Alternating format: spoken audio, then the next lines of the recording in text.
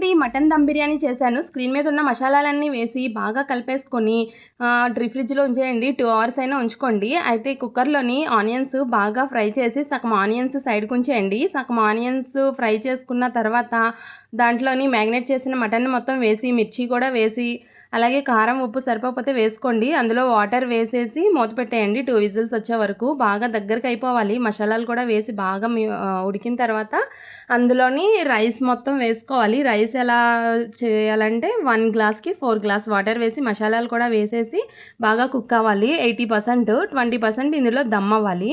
అయిన తర్వాత దీనిపైన వేసేసుకోవాలి. దీనిపైన ఏంటంటే కేవరా water, rose water, onions, saffron colour, కొంచెం నెయ్యి కూడా వేసేసి, పుదీనా కొత్తిమీర కూడా వేసేసి మూత పెట్టేయండి. 20 minutes ఉంచండి. దాని తర్వాత జీడిపప్పు కూడా వేసుకోండి. అంతే అండి, మటన్ దమ్ బిర్యానీ అయితే రెడీ. సూపర్ ఉండుద్ది. ఒకసారి ట్రై చేయండి. ఓకే అండి, బాయ్.